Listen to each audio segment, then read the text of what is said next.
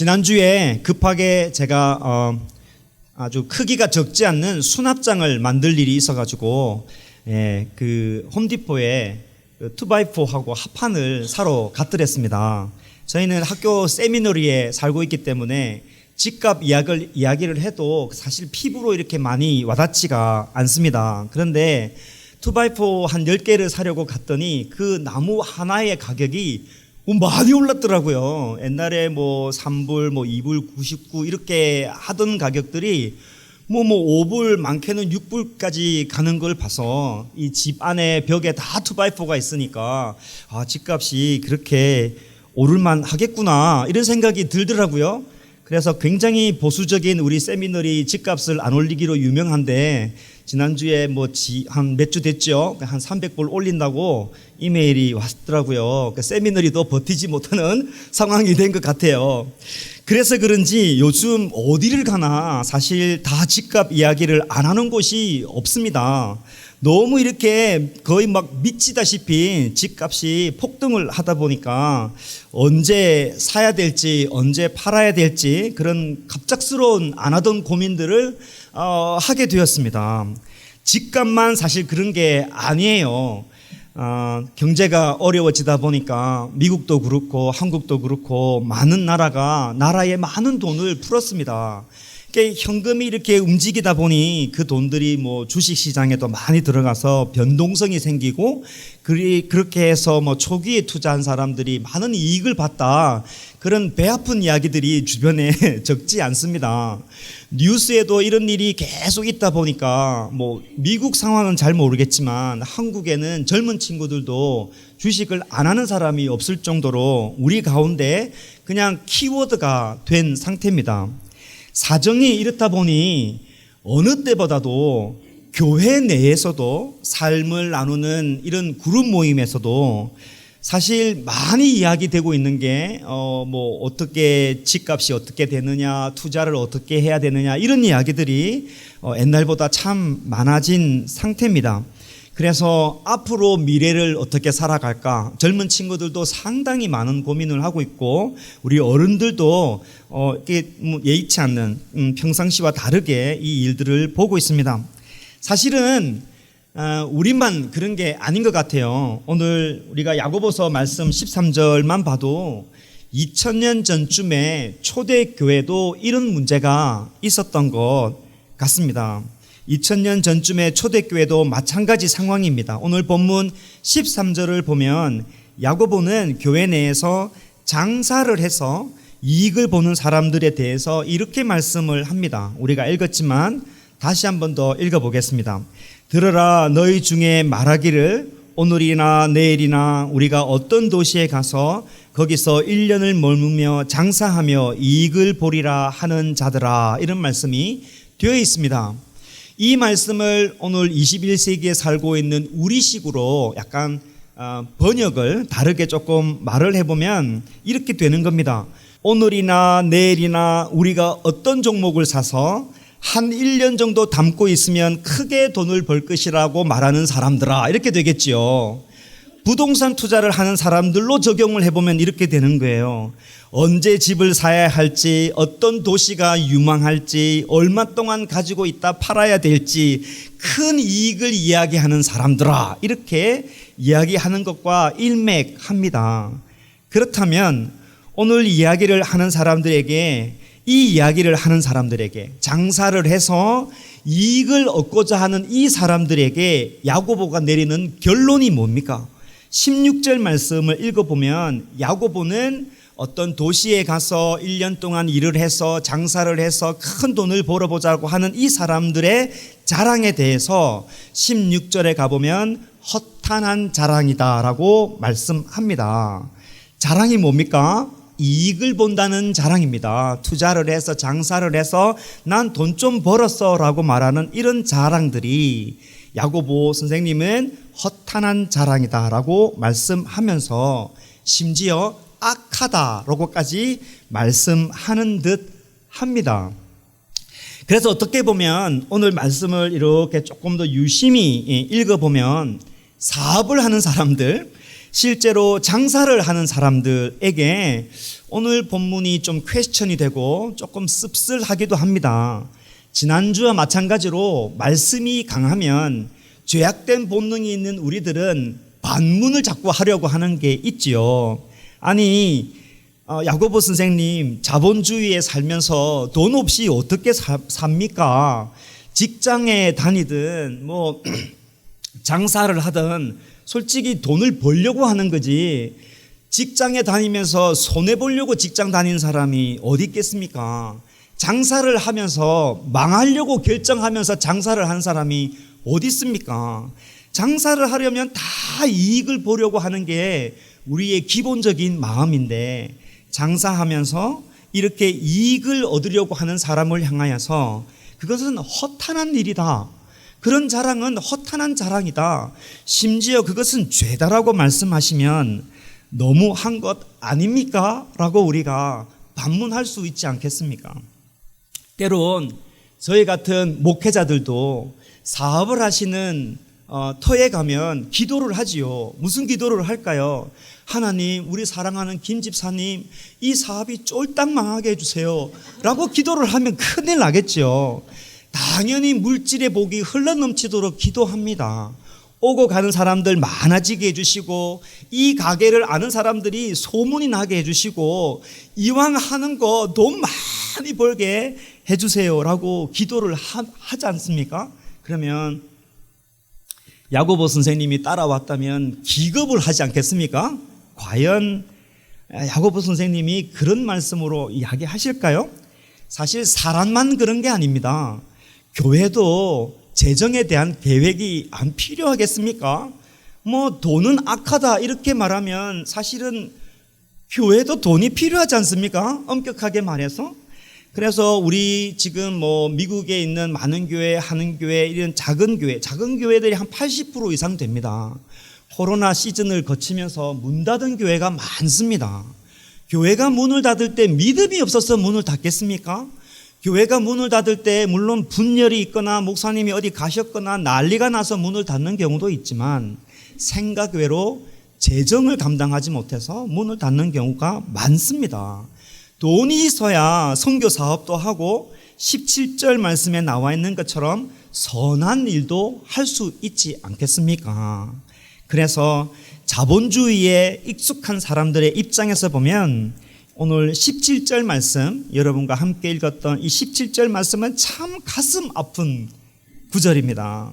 그러므로 같이 읽어볼까요? 그러므로 사람이 선을 행할 줄도 알고도 행하지 아니하면 죄니라. 그러니까 인생에 있어서 돈이 참 중요하다고 생각하는 사람들의 입장에서 13절부터 시작해서 말씀을 쭉 읽다 보면 17절을 오해를 좀 하게 되는 것이죠. 아니, 야고보 선생님, 제가 선한 일을 안 하고 싶겠습니까? 돈이 없어서 지금 선한 일을 못하고 있는데 뭐라도 대박이 나야 내가 선한 일을 할 수 있지 않겠습니까? 제 삶을 아세요? 내가 얼마나 살기 힘든 줄 아십니까? 렌트비 내기도 힘들고 뭐 돈이라도 좀 있어야 가족을 먹여 살리는데, 없어서 이렇게 힘든데 이 선한 일을 못한다고, 돈이 없다고 교회에서도 죄인 취급하면 너무하지 않습니까? 라고 반문할 수가 있겠죠.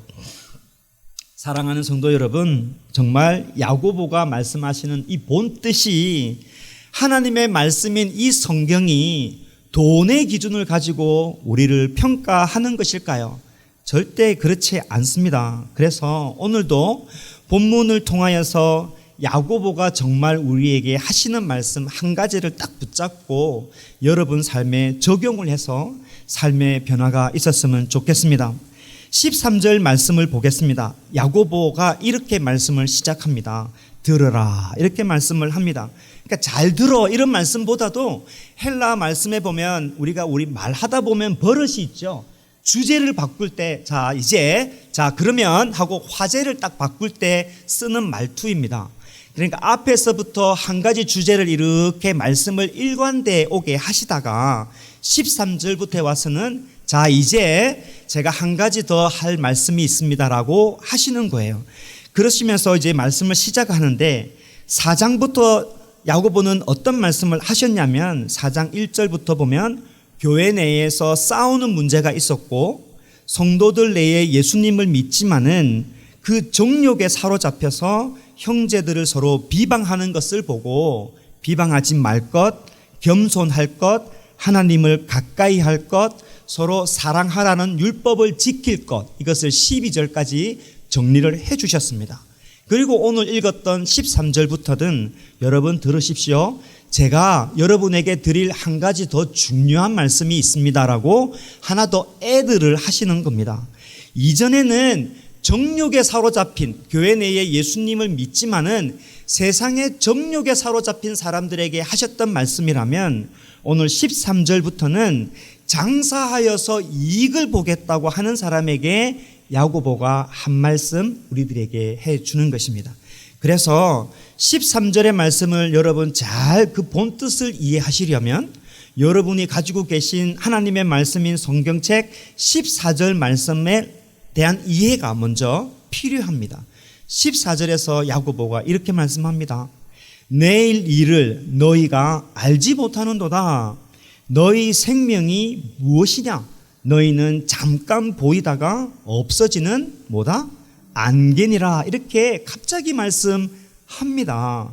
돈에 대해서 장사해서 이익을 얻으려고 하는 이 사람을 향하여서 우리가 좀 기대하는 바로는 돈 벌려고 하는 그런 수단이 잘못됐다 이렇게 말씀하셔야 되는데 야고보는 그 돈을 벌어서 장사를 해서 이익을 보려고 하는 그 사람 마음의 중심을 보시고 뭔가 잘못됐다는 것을 말씀하시는 것입니다. 그 잘못됨이 뭐냐면 나는 1년 이렇게 장사하면 나는 확실히 돈을 벌 수 있습니다라고 자기 인생에 대한 자기만의 확신에 대해서 야고보가 꼬집고 있는 것입니다. 나의 미래가 내가 노력하는 힘, 나의 손, 나의 발, 나의 의지에 달려있다. 그래서 내가 1년 동안 열심히 하기만 하면 이 1년의 미래는 나에게 많은 것을 가져다 줄 것이라는 나는 확신에 가지고 있다. 이 고백 안에 야고보는 그 미래를 네가 어떻게 아느냐라고 불신이다라고 말씀을 해주고 있는 것입니다. 어느 정도 이 사람들이 확신을 가졌냐 하면 이게 한글 성경으로 번역되어 있지만 원문의 헬라 성경을 좀 보면 우리에게는 없는 문법들이 좀 있어요. 헬라에는 직설법 미래동사라는 조금 이 시제에 어려운 것이 있는데 예를 들면 우리 한국 사람들은 미래에 대해서 이야기할 때 어떻게 설명을 드리지? 저는 밥을 먹을 것입니다 라고 미래에 대해서 이야기할 때는 이거 말고는 어떻게 표현할 방법이 없습니다.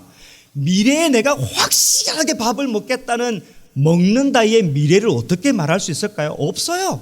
그렇다 보니까 한국말은 이 수식하는 부사들이 많지요. 나는 확실하게, 난 진짜, 나는 언제, 진짜 먹겠습니다 라고 미래를 그렇게밖에 표현할 수가 없어요.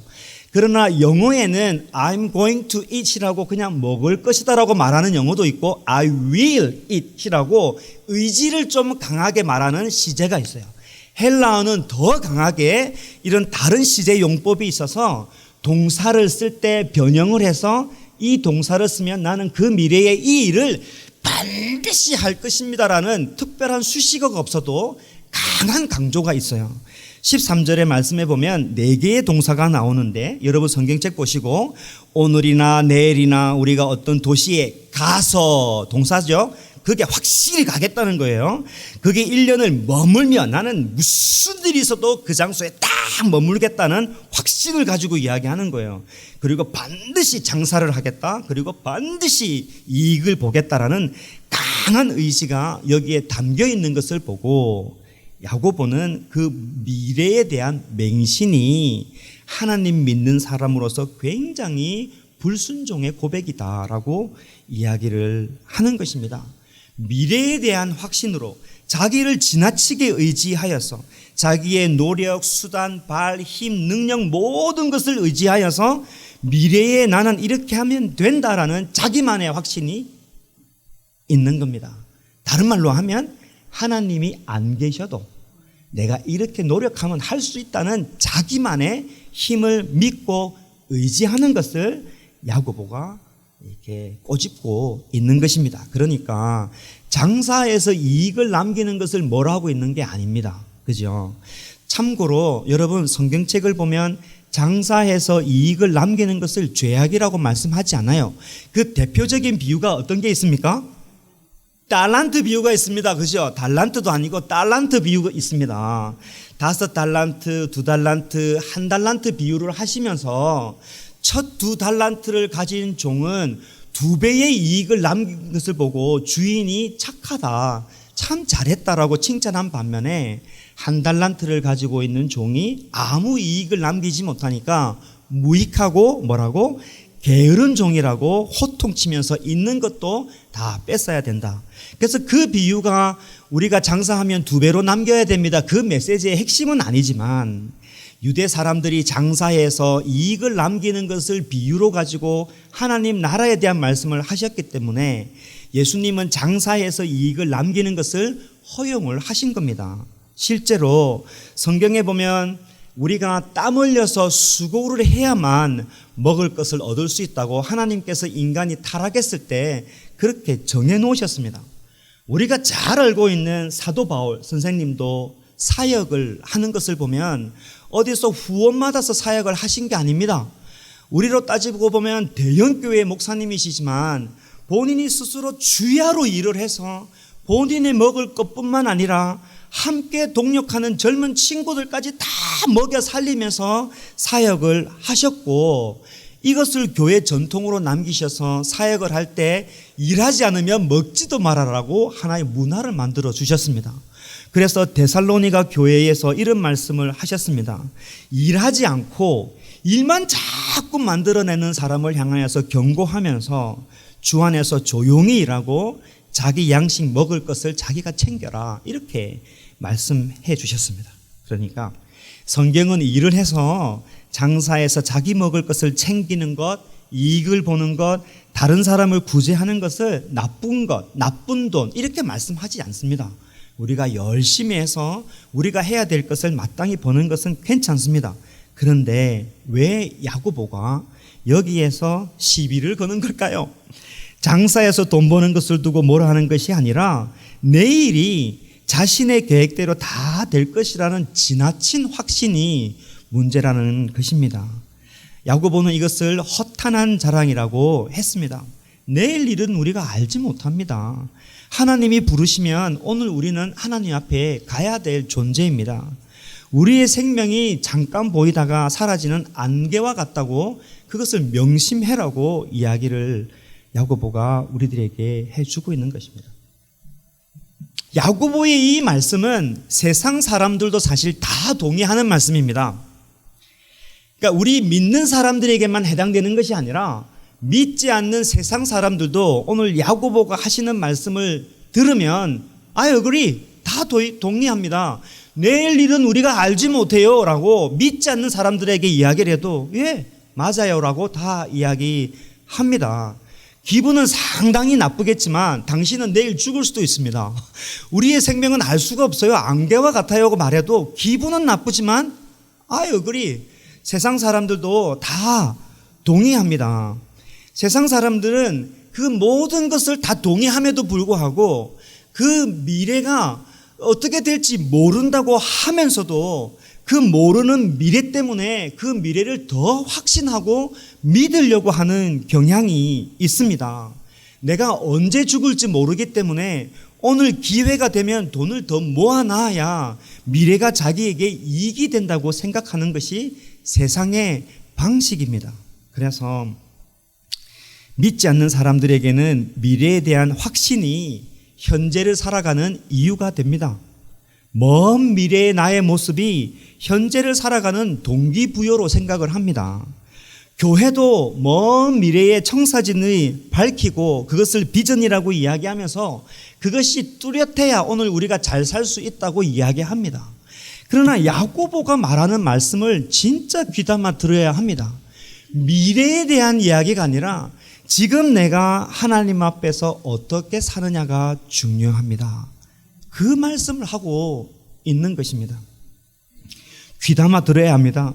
하나님을 믿는 사람들은 오늘이 하나님 앞에서 마지막이라고 생각하며 사는 사람이 되어야 한다라고 강조하고 있는 것입니다. 사역도 우리 교회의 미래의 사역이 어떤 것이다라고 물론 논할 필요가 있겠지만 야고보의 강조점이 뭐냐면 지금 우리 교회가 하나님 앞에서 어떻게 사느냐 그게 더 중요하다라고 말씀을 하는 것입니다. 우리는 내일을 모릅니다. 그죠? 안개와 같이 죽을 수도 있습니다. 이런 이야기를 하는 게 무슨 뜻일까요? 인생을 허무하게 만들려고 하는 게 아닙니다. 야고보는 흩어져 있는 유대 모든 그리스도인들에게 매일매일 하나님 앞에서 살아갈 것을 강조하고 있는 것입니다. 야고보 선생님의 입장에서 여러분 한번 생각해 보십시오. 야고보는 흩어져 있는 이 땅에 흩어져 있는 유대 그리스도인들에게 이 편지를 썼습니다. 신실하게 하나님을 잘 믿고 하나님의 방식대로 하루하루 삶을 살아내야 함에도 불구하고 세상 사람들처럼 앞으로의 미래가 너무 걱정되다 보니까 누가 저 땅에 가서 1년 동안 투자를 하면 장사하면 이익을 얻을 것이라는 그 말에 솔깃해서 하나님을 전폭적으로 의지하는 것보다는 모든 것을 세상의 방식대로 살아가는 것을 야고보는 악하다라고 말씀을 하고 있습니다. 여러분, 우리 아들 예수 그리스도를 통해서 죽음의 저주에서 불러주신 전능하신 하나님이 나의 계획에 없으면 안 됩니다. 여러분의 미래의 계획에 돈 버는 일만 잔뜩 있으면 안 됩니다. 여러분의 미래의 계획에 은퇴해서 내가 평안히 살 것입니다만 있으면 안 됩니다.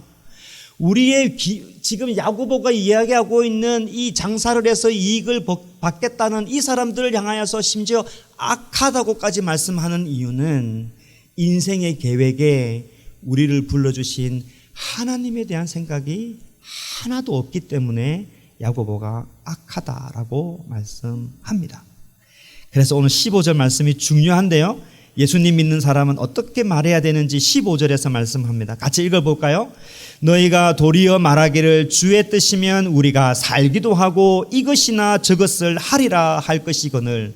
아주 중요합니다. 예수님 믿는 사람은 어떤 방식으로 살아야 되는지를 말씀해 주고 있는 것입니다. 너희는 차라리 이렇게 이야기를 해라. 주님의 뜻이면 오늘 하루 살아가는 것 감사하고 주님의 뜻이면 내가 이것도 할 수 있고 저것도 할 수 있습니다라고 I can do anything이라고 이야기를 해라. 내가 좋아하는 것을 선별하면서 그게 하나님의 뜻이다고 함부로 합리화시켜서 이야기하지 말아라. 이렇게 말씀을 해주고 있습니다. 그러니까 주님의 뜻이면 이것도 하고 저것도 한다. 이 뜻 안에는 즐거운 일도 있지만 고난도 있습니다. 사람들은 고난받는 것을 주님의 뜻이라 생각하지 않습니다. 진짜입니다. 잘 되고 돈 벌고 성공하고 1년 일해서 돈 많이 벌으면 주님의 뜻, 잘 안 되고 실패하고 힘들면 주님이 살아계시나 생각하는 것이 우리 신앙의 버릇입니다. 그래서 마지막 17절 말씀을 다시 볼 필요가 있습니다. 돈에 대한 이야기가 아닙니다. 야고보가 이렇게 결론을 냅니다. 그러므로 사람이 선을 행할 줄도 알 줄 알고도 행하지 아니하면 죄니라. 사람이 선을 행할 줄 알고 이 선을 행한다는 게 무엇일까요? 내가 구원받고 난 이후에 하나님 앞에서 매일매일 하나님 뜻대로 살겠습니다라고 고백하는 것이 선한 일입니다. 이것을 구원받고 난 다음에 하나님께서 그 다짐과 고백을 주셨음에도 불구하고 세상의 성공의 바람에 휩쓸려서 그것을 다 잊어버리고 이 다음에 성공하면 주님을 위해서 살겠습니다라는 그 포뮬라가 있을 수 없다고 이야기를 하는 겁니다. 예수님 믿는 사람은 오늘이 마지막이라고 생각을 하고 최선을 다해서 살아가는 것입니다. 주님을 위해서 무엇이든지 하겠습니다라는 고백은 주님을 만나면 우리 입속에서 반드시 나오게 되어 있습니다. 여러분 주님 만나셨을 때 어떠셨습니까? 아내하고는 고등학교 때 주님을 만났습니다. 수련회 가서 말씀이 확 가슴에 와닿아서 하지 말아야 될 고백들이 입에서 나왔습니다. 주님을 위해서 살겠습니다. 제가 잘나서 그런 게 아니라 십자가가 감격이 되고 그전에는 의심이 되었던 하나님이 믿음의 눈으로 확실히 살아계신 전능한 신 하나님으로 여겨지니까 주님을 위해서 내가 어떻게 살까요? 라고 고백할 수밖에 없습니다. 그 고백을 성공이란 이름 때문에 희석되면 안 된다고 야고보가 말씀합니다. 이제 말씀을 맺으려고 합니다. 기억하십시오. 좋은 집을 가지고 좋은 차를 사고 좋은 것을 가질 수 있습니다. 그게 여러분의 인생의 목표가 돼도 나쁜 것이 아닙니다. 그러나 그게 여러분 인생의 전부가 되면 안 된다는 것입니다. 하나님은 여러분을 그렇게 기다리지 않으셨습니다. 미래가 여러분을 기다리지 않습니다. 여러분을 기다리시는 분은 하나님 한 분밖에 없습니다. 남들이 다 성공하는 것처럼 보이는 그 허식을 보고 미래를 두려워하지 않기를 바랍니다. 남들이 잘 되는 것 보고 나는 왜 이럴까? 그런 생각 하시지 마십시오. 하나님은 여러분을 존귀하게 부르셨습니다. 하나님을 세상의 것과 바꾸지 않기를 바랍니다. 매일매일 건강하고 우리가 늘 주장하는 것처럼 매일매일 감사하고 매일매일 거룩하고 매일매일 감동의 삶으로 하나님을 나누시는 여러분이 되시기를 주의 이름으로 축복합니다. 아멘. 우리 함께 기도하겠습니다. 오늘 말씀을 듣고 여러분의 중심을 가만히 보시기를 바랍니다. 여러분 가운데